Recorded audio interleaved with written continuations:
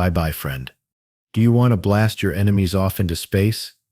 Great, great. Let me tell you something. Let me tell you a selfie. Well, today we're learning how to build a rocket, and all you need to start is an explosion. Explosions need three things. Explosions 101. Fuel, a source of oxygen, and a spark. When you contain and direct this explosive pressure, you generate a force called thrust, and that's what rockets use to lift off. The mixture we created is classic gunpowder, and the use for it in rockets was accidentally first discovered in ancient China.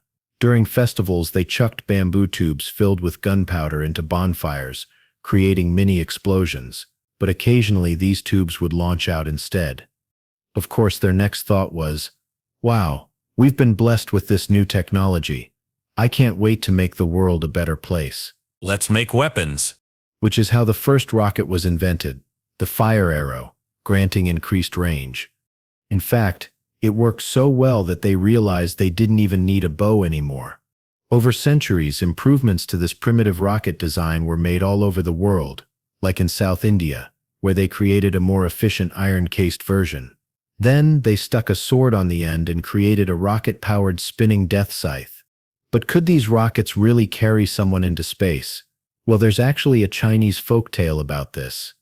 Take a seat, I said, take a seat. This is what the world's first aspiring astronaut looked like, and he supposedly strapped 47 of these fire arrows onto a chair to see if it could carry him into the air. Did it? Did it work? No, of course not. He burned to death. But what if I said you can make things go boom right now? Well, you can, with today's sponsor, War Thunder. War Thunder is a massive, free-to-play multiplayer action game full of tanks that explode, planes that explode, and boats. You just learned the chemistry behind it, and now you can actually do it. Choose from a wide range of cool vehicles to complement your own unique playstyle, from iconic tanks, aircraft, helicopters, and ships, as well as rare prototypes from the mid-20th century to the present day. You can even customize your vehicles with skins and stickers. Look, you can even put a cake on your tank. Epic military action in the recent Hornet Sting update. Many maps have received major graphical and audio enhancements to make gameplay even more epic and dynamic, and there are even new vehicles and a bunch of changes based on player feedback. Download War Thunder for free on PC, PlayStation, or Xbox by using my link in the description below. All new players and those who haven't played for half a year or more will receive 100,000 Silver Lions, a special decorator Eagle of Valor, and more. If you're more of a mobile gamer, download it on iOS or Android. All the same explosions, but just in your pocket. Thanks to War Thunder for sponsoring this video. Okay, where was I?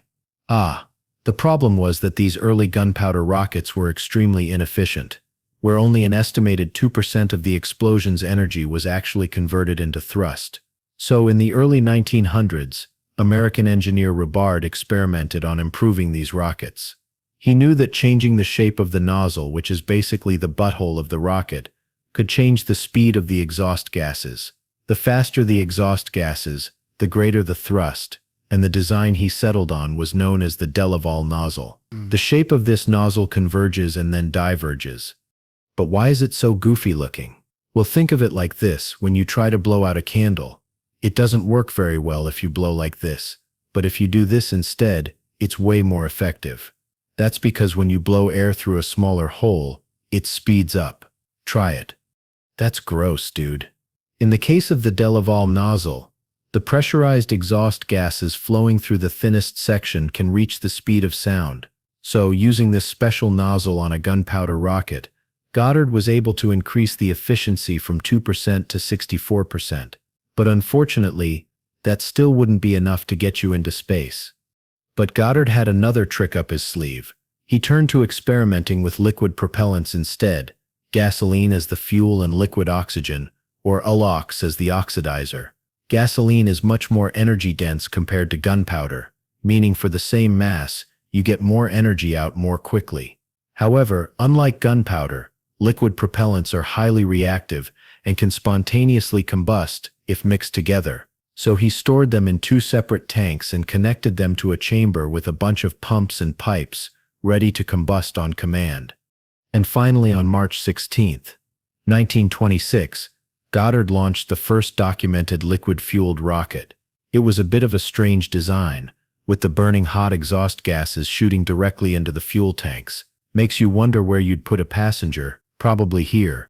The rocket traveled for about 2.5 seconds, reaching a height of 41 feet. Might not seem like much, but this was a pivotal moment which cemented Goddard as the father of modern rocket propulsion.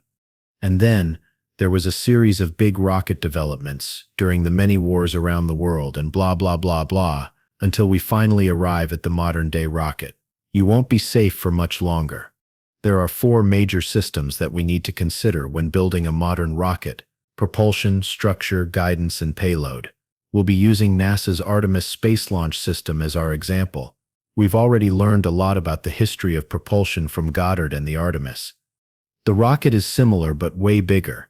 If we take a sectional view of the core rocket booster, we see that there are 2 liquid tanks on board, and feed lines connect them to rocket engines at the bottom, where powerful turbopumps force the propellants into the combustion chamber, where they explode, creating absolutely crazy levels of thrust. Just one of these engines can lift a blue whale, and the core booster has 4 of these, and they're actually huge, like, here's a banana for scale. The Artemis rocket also has 2 side boosters, which use solid fuel instead. The propellants are cast together into a solid cylinder, which keeps them stable and prevents them from spontaneously combusting. There's a hole in the middle of the solid rocket booster that serves as the combustion chamber, and when ignited, the fuel cylinder burns layer by layer.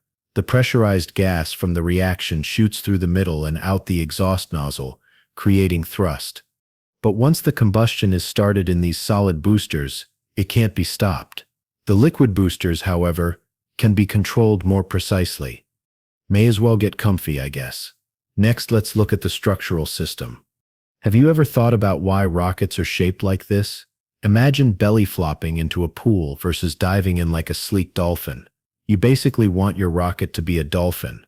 That's why rockets use a cone shape instead of flat shapes like this, to overcome air resistance. The long cylindrical shape also provides enough space to store all the fuel you need without increasing the cross-sectional area.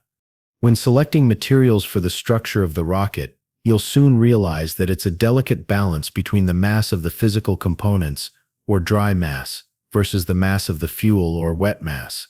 If you increase the dry mass, then you need more fuel to lift the rocket up into space.